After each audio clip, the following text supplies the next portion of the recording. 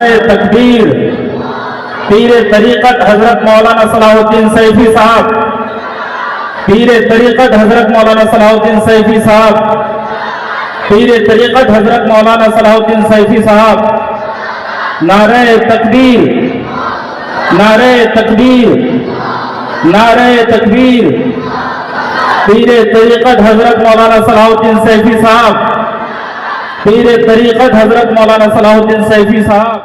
اس نے لکھا کہ دنیا کے اندر جتنے درخت ہیں، ہر درخت کے ہر پتے کے اندر ایسی خصوصیت موجود ہے جو اسی درخت کے دوسرے پتے کے اندر نہیں۔ ہر درخت کے ہر پتے کے اندر ایسی خصوصیت موجود ہے جو اسی درخت کے دوسرے پتے کے اندر نہیں۔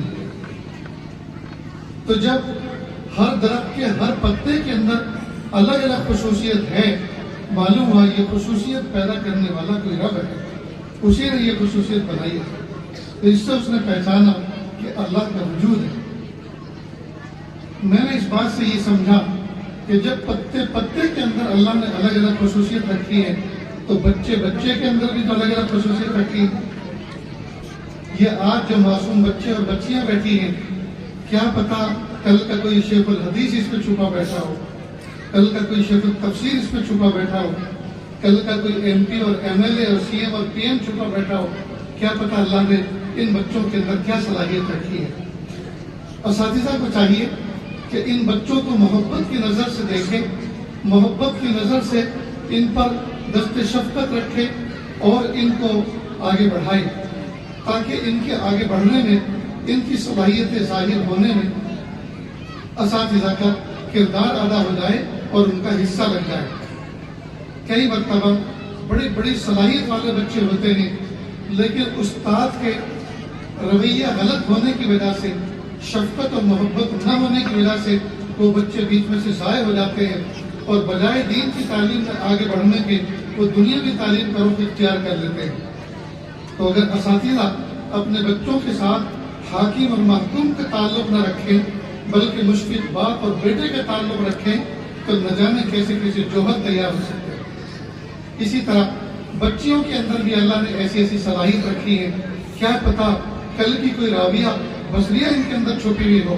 رابعہ بصریہ جو پوری رات اللہ کے سامنے سجدہ کرتی تھی، عبادت کرتی تھی، اور تہجد کے وقت 2 ہاتھوں کا پیالہ بنا کر اللہ سے بھیک مانگتی تھی۔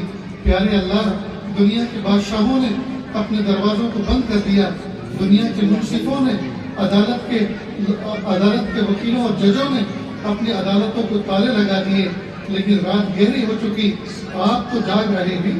پیارے اللہ، جس طرح سے آپ نے آسمان کو زمین پر گرنے سے بغیر کسی پلر اور ستون کے روک رکھا ہے، اللہ مجھ پر نفس و شیطان کو مسلط ہونے سے روک لیجیے۔ یہ رابعہ بصریہ رحمۃ اللہ علیہا اس انداز میں اللہ تعالیٰ سے مناجات کیا کرتی تھی۔ تو کیا پتا ان معصوم بچیوں کے اندر جو چہرے پر حجاب لگا کر بیٹھی ہوئی ہیں، سر کے اوپر دوپٹہ لگا کر بیٹھی ہوئی ہیں، کیا پتا کل کی کوئی شیخ الحدیث اس کے اندر چھپی بیٹھی ہو، رابعہ بصریہ چھپی بیٹھی ہو۔ ہمیں چاہیے کہ ہم ان بچوں پر بہترین محنت کریں، تاکہ جب یہ بڑے ہوں تو ان کی صلاحیت ظاہر ہوں، اور جب صلاحیت ظاہر ہوں اور یہ جتنا دین کا کام کریں، ہمارا حصہ اس میں لگے، اور قیامت کے دن اللہ تعالیٰ ہمیں اس پر اجر عطا فرمائے۔ مجھے اس وقت ایک واقعہ یاد آ رہا ہے، سنیں اور دل کے کانوں سے سنیں، بس اس کو نارمل رکھنا، اس میں ایکو مت کرنا۔ ہر کامیاب مرد کے پیچھے ایک عورت کا کردار نظر آتا ہے، یا تو ماں کی شکل میں، یا تو بہن کی شکل میں، یا تو بیٹی کی شکل میں، یا بیوی کی شکل میں۔ جتنے بھی دنیا میں کامیاب مرد گزرے ہیں، ان کے پیچھے کسی نہ کسی عورت کا کردار رہا ہے، چاہے تو ماں کی شکل میں، چاہے بیٹی کی شکل میں، یا بہن کی شکل میں، یا بیوی کی شکل میں۔ تاریخ میں 2 بزرگ گزرے ہیں، 2 شخص گزرے ہیں، ایک احمد غزالی، ایک محمد غزالی۔ دونوں بہت پائے کے بزرگ تھے۔ بڑے بھائی عالم تھے، فاضل تھے، مسجد کے امام تھے، چھوٹے بھائی صوفی صافی تھے، خاموش مزاج تھے۔ عجیب بات ہے، چھوٹے بھائی بڑے بھائی کے پیچھے نماز نہیں پڑھتے تھے۔ تو لوگوں نے کہا کہ कि छोटे भाई बड़े भाई के पीछे नमाज क्यों नहीं पढ़ते? तो बड़े भाई ने अपनी अम्मी से शिकायत की, अम्मी जान ये छोटे भाई मेरे पीछे नमाज नहीं पढ़ते। तो लोग मुझ पर इल्जाम लगाते हैं कि क्या बात है, तुम्हारे भाई तुम्हारे पीछे नमाज क्यों नहीं पढ़ते? मैंने उनके बुलाया और कहा बेटा भाई की इब्तिदा में उनके पीछे नमाज पढ़ा करो। कहा अच्छा अम्मी मैं नमाज पढ़ूंगा। मगरिब की नमाज के लिए बड़े भाई ने नमाज की नियत बांधी, छोटे भाई भी आके खड़े हुए।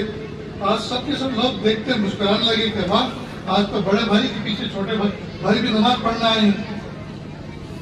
अल्लाह की शान, पहली रकात तो बड़े भाई के पीछे पड़ी, दूसरी रकात में जब वो खड़े हुए क़िरात शुरू की तो ये नमाज में सलाम फेर के नमाज तोड़ के बाहर निकल गए और अलग से नमाज पढ़ी।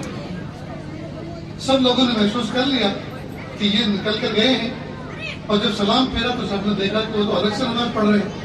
तो सब लोग मुस्कुराए, हंसे कि क्या बात है, जिंदगी में आज पढ़ने आए थे और आज भी सिर्फ एक रकात पढ़ी। तो इमाम साहब से कहा कि क्या बात है, आपके अंदर कमी क्या है जिसकी वजह से आपके भाई आपके पीछे नमाज नहीं पढ़ते?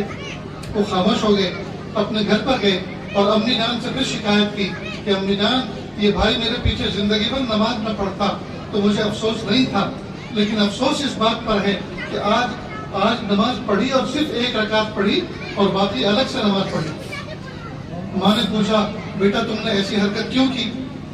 तो छोटे भाई ने कहा अम्मी जान जब मैं बड़े भाई जान के पीछे नमाज पढ़ने के लिए खड़ा हुआ मैंने देखा मेरे भाई का दिल अल्लाह की तरफ मुतवज्जे है, लेकिन जब दूसरी रकात में उन्होंने क़िरात शुरू की तो मैंने महसूस किया कि कश के जरिए से मुझे पता चला मेरे भाई का दिल अल्लाह की तरफ मुतवज्जे नहीं है। तो मैंने सोचा जब इमाम का दिल ही अल्लाह की तरफ मुतवज्जे नहीं है, ऐसे इमाम के पीछे नमाज पढ़ने का फायदा क्या? आज की अगर कोई माँ होती तो अपने छोटे भाई के सर पर हाथ फिराती, उसको चूमती, वाह वाह मेरा बेटा कितना साहिब कश्फ व करामत हो गया कि बड़े भाई के दिल को भी झांक के देखने लगा कि उसका दिल कहाँ है। माँ ने पूछा बड़े भाई से क्यों बेटा तुमने ऐसी गफलत की नमाज क्यों पढ़ाई?